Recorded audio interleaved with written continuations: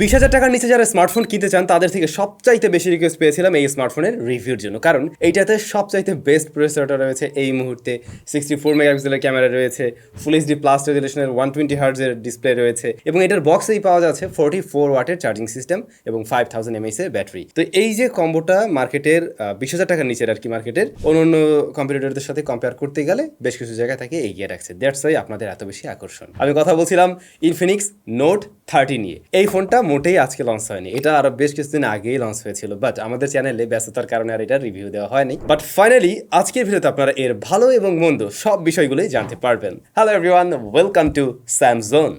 Infinix note 30 এই স্মার্টফোনটি বাংলাদেশ মার্কেটে দুইটি ভ্যারিয়েন্টে পাওয়া যায়, 8/128 এবং 8/256 ভ্যারিয়েন্ট। যখন কিনা বাংলাদেশে প্রথম লঞ্চ হয় তখন কিন্তু এটা মোটামুটি ভালো প্রাইসিং এসেছিল, 20,000 প্লাস ছিল, বাট রাইট নাও এটা কিন্তু অনেকটাই কম দামে পাওয়া যায়। দারাজের 1111 ক্যাম্পেইন এবং দারাজে ইনফিনিক্সের ক্যাম্পেইন চলছে, সবকিছু মিলে এই ফোনটা দেখলাম এখন 18,000 প্লাস এবং 21,000 প্লাসে পাওয়া যাচ্ছে। সুতরাং এখন একদম বেস্ট ডিল বা গুড ডিল। ডেসক্রিপশনে লিঙ্কিং সবকিছু দেওয়া থাকবে, যারা পার্চেস করার চিন্তা ভাবনা করছেন ওই লিঙ্কের থ্রুতে ভিজিট করলে আপনার জন্য সুবিধা। অলরাইট, এই স্মার্টফোন বক্স কন্টেন্ট হিসেবে আমরা স্মার্টফোন তো পাবোই, তারপর চার্জার কেবল যা থাকে মোটামুটি এভরিথিং আছে, কেস সবকিছুই ছিল। ফার্স্টে যদি স্মার্টফোনটার ডিজাইন অ্যান্ড বিল্ড ম্যাটেরিয়ালস নিয়ে বলতে যাই, এটা দেখতে বেশ সুন্দর। একদম ছোটখাটো টাইপের স্মার্টফোন অবশ্যই না, অবভিয়াসলি বেশ বড়সড় স্মার্টফোন। অনেকে আছেন একটু বড় টাইপের ডিসপ্লে পছন্দ করেন, তাদের ভালো লাগবে আই হোপ, বাট এক হাতে নিয়ে ব্যবহার করাটা একটু মুশকিল মনে হতে পারে। রিয়ার প্যানেলটাতে গ্লাস রয়েছে, ফ্রস্টেড, ফিঙ্গারপ্রিন্ট একদমই বসে না বলতে গেলে, তবে এই যে ক্যামেরার যে এরিয়াটা মডিউল বরাবর এই জায়গাটাতে আমরা দেখি ফিঙ্গারপ্রিন্ট বসে যায়, কারণ গ্লোসি ফিনিশ জিনিসটা একটু বেশি বড় হয়ে গেছে, আর একটু ছোটোর ভিতরে থাকলে আমার কাছে আর কি বেশি ভালো লাগতো। প্রয়োজনীয় পোর্টস এন্ড বাটন সবকিছু দেখলেও এতে আমরা দেখতে পাচ্ছি না সেকেন্ডারি নয়েজ ক্যান্সেলেশন মাইক, যে বিষয়টা আমি মিস করছি এই স্মার্টফোনে মাস্ট। তবে ভালো বিষয় এটাতে ডুয়াল স্পিকার রয়েছে, উপর একটা নিচে একটা। স্পিকারের প্রসঙ্গে এখনই বললে এটার স্পিকার কোয়ালিটি ভালো, লাউডনেস ভালো আছে এবং সাধারণত 20,000-এর নিচে আমরা খুব একটা দেখি না যে স্টেরিও সাউন্ড দেয়, আবার এটার সাউন্ডটা হচ্ছে জেবেল টিউনড মানে স্পিকার, দ্যাটস ওয়াই এটার থেকে মোটামুটি ভালো একটা সাউন্ড পাওয়া যায়। অনেক লাউড এমন না, বাট বেশ ক্লিয়ার একটা সাউন্ড দিতে পারে স্পিকারটি। Physical fingerprint scanner, side mounted, fast and accurate. Body frame প্লাস্টিকে তৈরি, তবে এর ডিসপ্লেতে কোনো প্রোটেকশন আছে কিনা এই ব্যাপারটা আমি শিওর না। অলরাইট, এই স্মার্টফোনের পারফরমেন্স নিয়ে আগে বলা উচিত, কারণ এই মোবাইল ফোনটিতে আমি বলছিলাম ভালো প্রসেসর রয়েছে এই বাজেটের। খুবই কমন একটি প্রসেসর, MediaTek Helio Z99। এই প্রসেসরটা আসলে এরকম প্রাইস পয়েন্ট, লাইক যখন কিনা আপনি 18-19 হাজার টাকায় পেয়ে যাচ্ছেন, তখন এটাকে আপনার বলতে হবে যে হ্যাঁ এইটাই বাজেটের সেরা। এর থেকে বেটার কিছু আমরা এখনো আশা করছি না এই মুহূর্তে অন্তত। অপারেটিং সিস্টেমে XOS 13 বেসড অন Android 13, আর এটা পাওয়া যায় দুটো ভ্যারিয়েন্ট, 8/128, 8/256 ভ্যারিয়েন্ট। এর যে স্টোরেজ টাইপ যত সময় UFS 2.2, LPDDR4X এর র্যাম রয়েছে এতে। আর এটাতে কিন্তু ডেডিকেটেড সিম কার্ড স্লট পেয়ে যাচ্ছেন, অর্থাৎ দুইটা সিম একটা মেমোরি কার্ড আপনি অ্যাট এ টাইম ব্যবহার করতে পারবেন। এখন MediaTek Helio Z99 আমরা অনেক স্মার্টফোনে পেয়েছি যেগুলোর দাম কিনা মোটামুটি 25,000-এর আশেপাশে বা এরও বেশি, আর এটাতেও আমরা একটু কম দামেও পেয়ে যাচ্ছি। এটা রেগুলার পারফরমেন্স বেশ ভালো দিতে পারে, ইভেন র্যাম ট্যাম ভালো থাকলে মাল্টিটাস্কিংও একটা বেটার রেজাল্ট দেয়। তো এই স্মার্টফোনের সাথে আমরা তেমনটা দেখছিলাম, অ্যাপ ওপেন ক্লোজ টাইম বেশ ফাস্ট আছে, তারপরে মাল্টিটাস্কিংও ভালো রেজাল্টই করছে, কখনো ল্যাগ হ্যাংয়ের দেখা আমরা পাইনি, আটকে যেতে দেখিনি, ফ্রিজ হয়ে যায়, এই ধরনের প্রবলেম কিন্তু আমরা ফেস করিনি। তবে অবশ্যই এটাও বলতে হয় ইনফিনিক্সের যে ইউআইটা এইটা মানে আরেকটু সুন্দর করে গুছানোর সময় এখনই। আসলে ওদের ইউআইটা একটু ভারী লাগতে পারে, প্রচুর পরিমাণে ব্লোটওয়্যার আছে, যা না লাগবে আনস্টল করে দেবেন ধাপাধাপ, আর যেগুলো প্রয়োজন সেগুলো রাখতে পারেন। তো ওদের ইউআইটা যদি আরেকটু মানে গুছানো হয়, আরেকটু লাইটার করা হয়, মানে ফিচার ঠিকই থাকবে বাট একটু লাইটার হবে, তখন আমার মনে হয় এই স্মার্টফোন আরো বেটার রেজাল্ট দিতে পারবে। ডে টু ডে পারফরমেন্সের জন্য নির্দ্বিধায় আপনি বলতে পারেন 20,000 টাকার মধ্যে সেরা পারফরমেন্সটি দিচ্ছে এই স্মার্টফোন। গেমিং এর প্রসঙ্গে আসলে হ্যাঁ, এটা দিয়ে টুকটাক গেমিং টেমিংও করা যাবে,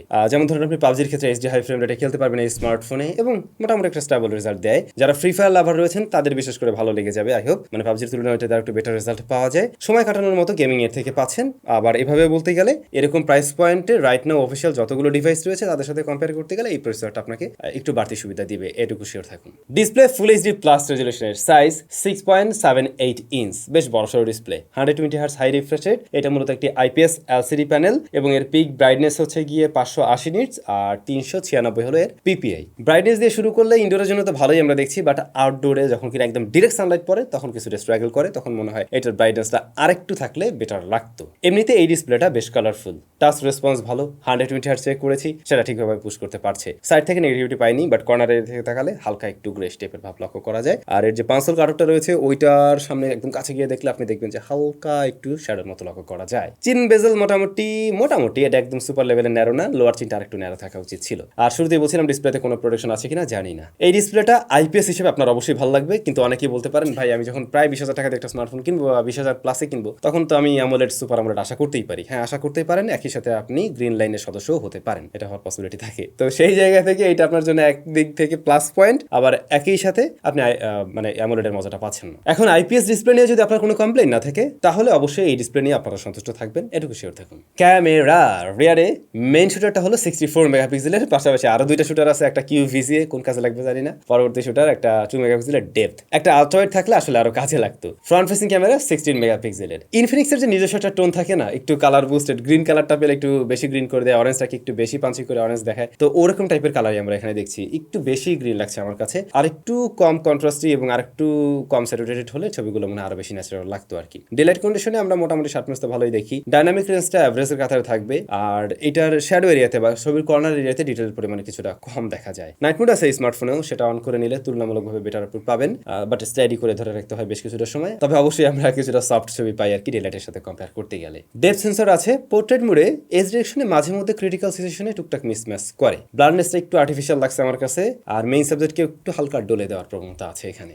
আর ছবিতে যদি হিউম্যান বডি চলে আসে, সেই ক্ষেত্রে কিন্তু একটু দেখা যায় ওয়ার্ম টোন নিয়ে আসে, স্কিন টোনে একটু ওয়ার্ম একটা টোন নিয়ে আসে আর কি, যে বিষয়টা অনেকের কাছে ভালো লাগতেও পারে, আবার ভালো নাও লাগতে পারে। ফ্রন্ট ফেসিং ক্যামেরা আমরা দেখছি একটা ওয়ার্ম টোন দেয়, বিশেষ করে একটু লো লাইটে বা শ্যাডো এরিয়াতে, কিন্তু একদম আউটডোরে যেখানে সানলাইট মোটামুটি আছে ওরকম জায়গায় ওয়ার্ম টোনটা কিছুটা কম দেখা যায়, তবে এর ডাইনামিক রেঞ্জটা আরেকটু ওয়াইডার হলে ভালো হতো আর কি। লো লাইটের দিকে একটু সফট ছবি দেয়, ভিডিও কলিং এর জন্য ভালো, পাশাপাশি ঠিকঠাক লাইট দিতে পারলে এর ছবি আশা করছি ভালো লাগবে ফ্রন্ট ফেসিং ক্যামেরা। এই স্মার্টফোন দিয়ে ভিডিও রেকর্ড করা যায় সর্বোচ্চ 2K 30 FPS এ, ভিডিও অ্যাভারেজ জাস্ট অনেকের থেকেই কম্পিটিশনে এগিয়ে থাকবে রেজুলেশনের কারণে হয়তো। ওভারঅল ক্যামেরায় এই স্মার্টফোনটাকে আরো বেশ কিছুটা এগিয়ে রাখতে পারতো যদি একটা আলট্রাওয়াইড শুটার দেওয়া যেত, সেটা 5 মেগাপিক্সেল হলেও চলতো। তবে এই স্মার্টফোনের ব্যাটারি সেকশনটা কিন্তু ভালো করছে, যেমন এটাতে 5000 mAh ব্যাটারি রয়েছে এবং এর বক্সে পাওয়া যাবে 45 ওয়াটের চার্জার। ওইটা দিয়ে স্মার্টফোনকে ফুল চার্জ করতে দেখা গেছে 1 ঘন্টার কিছুটা কম সময় লাগে, আর এর থেকে ব্যাকআপ আবার বেশ ভালোই পাওয়া যায়, একদিন ইজিলি চালানো যায়। আপনি হেভি ইউজার হয়ে থাকলেও 6 ঘন্টা প্লাসের মতো দেখবেন যে এর থেকে আপনি এসওটি পেয়ে যাচ্ছেন, যেটা খারাপ না, 120 হার্টজ অন রেখেও। আরেকটা ব্যাপার, এই স্মার্টফোনটার ব্যাপারে অনেকের কাছে কমেন্ট পেয়েছিলাম যে এটাতে নাকি ব্যাটারি ড্রেনিং ইস্যু আছে, বা এরকম রাতের বেলা রেখে দিলে অটোমেটিক ব্যাটারি বার্ন করে। তো আমরা গতকালকে ইভেন্ট টেস্ট করছিলাম, রাত 12টার দিকে একটা স্ক্রিনশট দেওয়া হয়েছিল এবং সকালে তো দেখলাম 1% চার্জ বার্ন করছে, বাট ওয়াইফাই অফ ছিল। তো হয়তো ওয়াইফাই অন করে রাখলে এটা আরো বেশি বার্ন করতে পারে। আবার এমন কিছু অ্যাপ্লিকেশন রয়েছে যে অ্যাপ্লিকেশনগুলো কিন্তু সারা রাতে ব্যাটারি বার্ন করে। আমাদের ডিভাইস আর কি এই ধরনের প্রবলেম ফেস করিনি। এই আছে প্রয়োজনীয় সেন্সরস, যেমন জাইরোস্কোপ সেন্সর, যারা গেমিং টেমিং করেন তাদের বিশেষ করে কাজে লেগে যেতে পারে।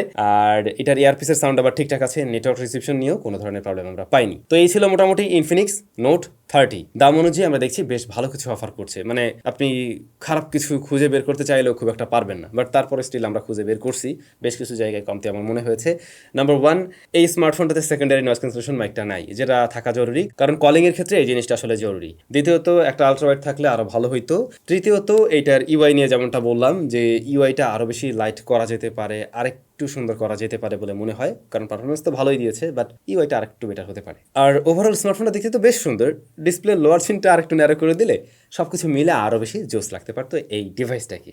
এখন এই তো এই সমস্ত বিষয় যদি আপনি মোটামুটি একটু কনসিডার করতে পারেন, তাহলে এটা এরকম প্রাইস পয়েন্ট থেকে একটা বেস্ট ডিল রাইট নাও। আপনাদের কাছে কেমন লেগেছে ইনফিনিক্স নোট 30? মাস্ট কমেন্ট করে জানাবেন। সবাই ভালো থাকবেন, অনেক বেশি ভালো।